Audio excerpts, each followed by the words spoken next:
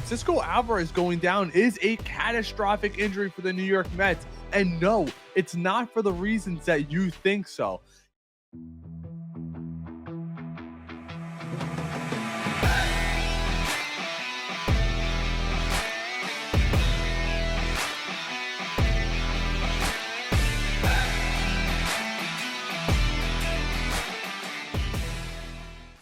I honestly can't believe what is going on with these New York teams down in spring training. Another catastrophic injury today for the New York Mets.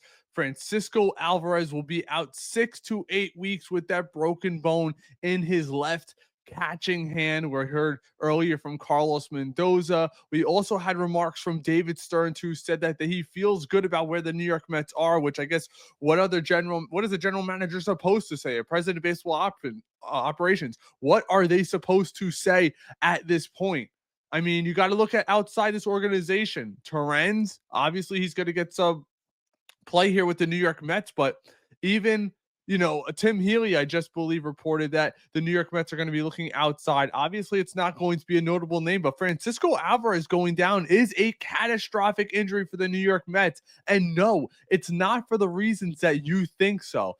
He is such a good defensive catcher. You look at the ERA difference when he was catching outside of other catchers catching for the New York Mets. It was drastic last season. Crazy drastic. It's not just about his bat, which, yes, he hasn't looked great in spring training, but he's using that new swing. He's learning a new stance, all of that stuff, which is great. But having him defensively back there, the confidence he gives those pitchers, the pregame work that he does and he puts into this team is, above pretty much everyone else around baseball. And it's a catastrophic injury because now we're looking at guys who, Canning, Montas is out now. You have Manaea, who's out for the foreseeable future until he comes back.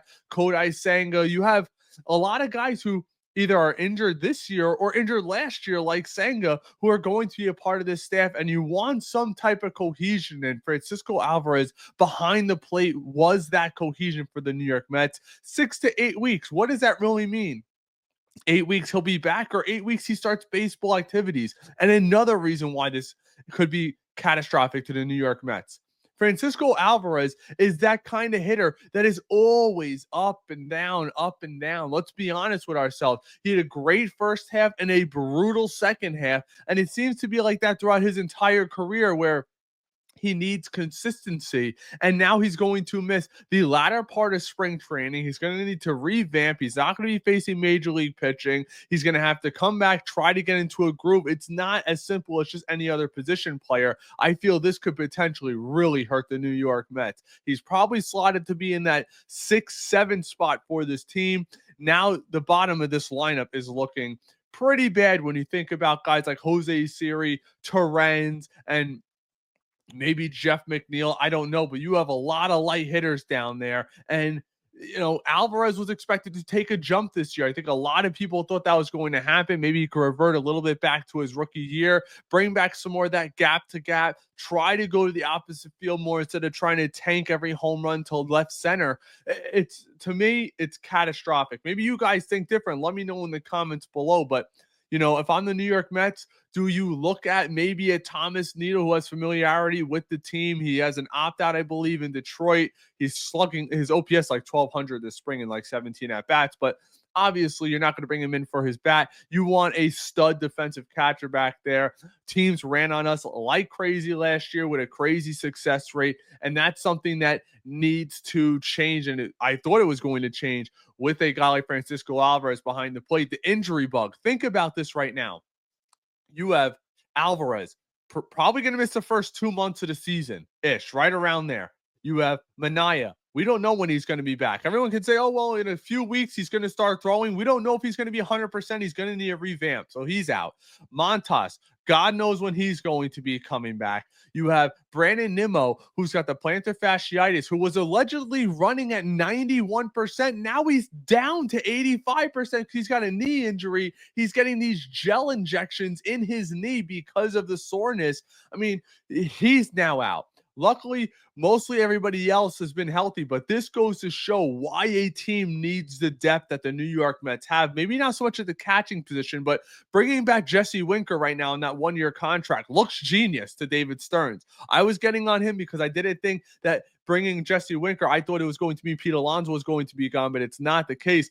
Looks like Jesse's going to get the majority of the bats in left field, or maybe you see Starling Marte get a type of platoon where I think it's pretty obvious going into opening day right now.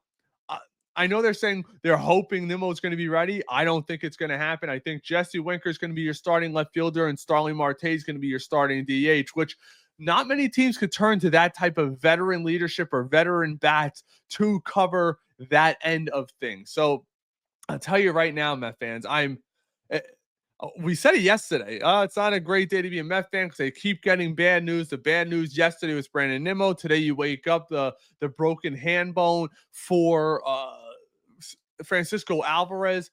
This spring just needs to end. On a positive note, Max Kranick continues to show out. 7 innings this spring. He's been shutting everybody out. He's looking good, topping out around 96. Obviously, Sproat's looking good, topping out 99. We know he's got that 101 plus mile an hour arm out there. And there's a lot of good things to look up to. I'm wondering if this opens the door more for a Brett Beatty, who's OPS is over 1,200 this spring. He's hitting home runs, doubles again off the wall last night, and probably going to open up a spot for him because let's not forget the New York Mets did play him in left field last year in the minors, so he's got experience at third, left. They have him playing second base.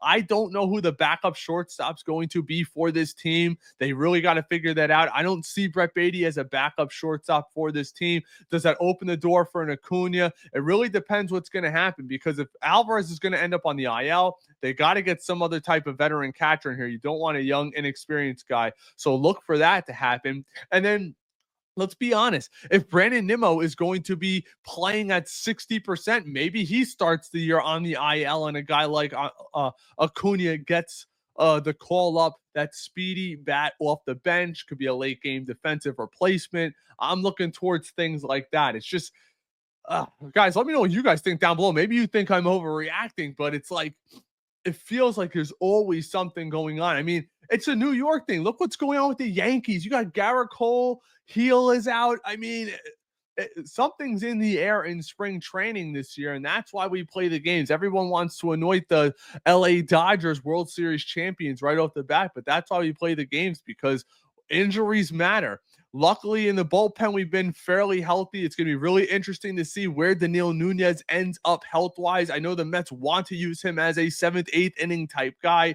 You got the Reed Garrett. Hopefully, Edwin Diaz could turn the clock back a little bit and get that breaking ball to work better for him this year, hopefully. And that's where I have for you guys. Again, let me know what you guys think down in the comments. I'm keeping this video short. I have a couple other things I want to go over. I might do a live later tonight with Dan. I'm not totally sure right now, but thanks so much for sticking around. If you enjoyed this content, guys, smash that like button, turn on that notification so you never miss an upload. Until next time, take care.